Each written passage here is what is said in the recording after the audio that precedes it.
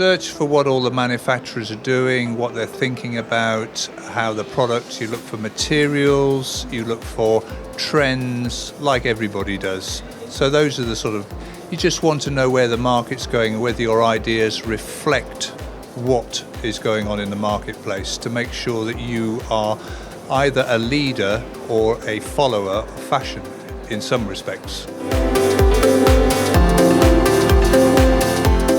Generally, the way I design things, I like a manufacturing process. So I like understanding how things are made. So that is the principal thing that drives me.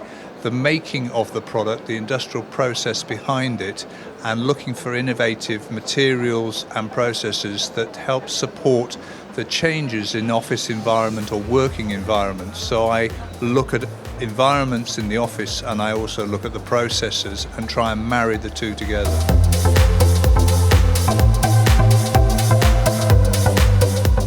It's a complicated answer and it'd probably be quite long.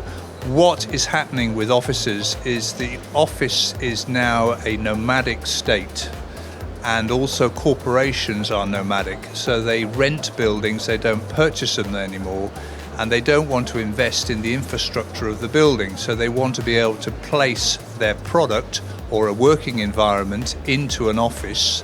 So a company will then be able to utilize that office space.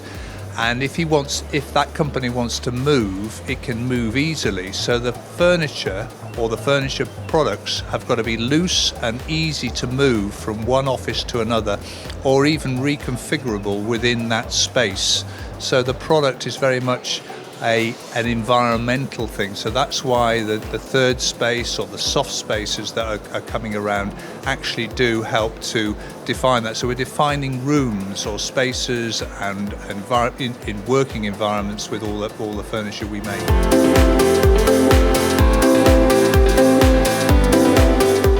I think it'll be structural. It'll tend to be structural items. I like it to look visually pleasant, but I also want it to make structural sense.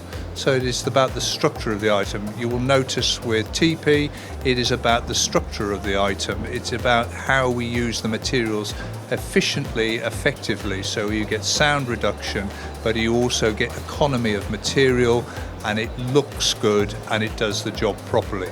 So it's that sort of thing. The inspiration behind Teepee, because I've got to actually direct it at a specific product, is roofing sheets, concrete roofing sheets, and also steel roofing sheets, and the caravan that was invented by the Americans called the Airstream, where they pressed surfaces with long flutes in. So that is the visual influence, because it's a structural influence. It's visual, it's a recognizable language within our world. So we recognize what we're seeing through Teepee. Because it's a new process, although it's in evidence with a number of manufacturers around Europe at the moment, it is a challenge because it is being used in the automotive industry as a soundproofing product, the actual PET felt process, but it's not really been fully exploited in the furniture industry. And so the challenge is there isn't a supply chain, there aren't many experiences, there's no experience of making the product, so it's a learning process for everybody.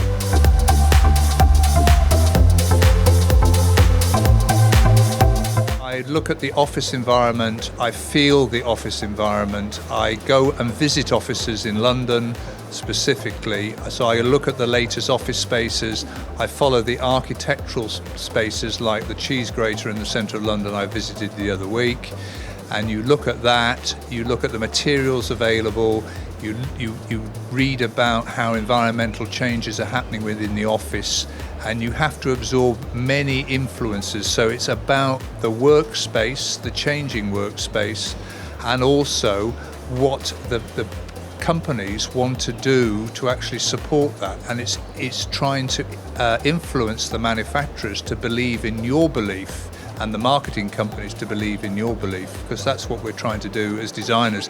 We're trying to reflect what is around us. That's what musicians do in the pop music industry. They try and reflect the mood of the people, and that's what makes them popular. That's what we designers try to do, reflect what's around us. So I am designing things for what I feel I understand as the millennial work of the youngster and how he or she will work in the future, not us older people, how we work, but how younger people will work in the future.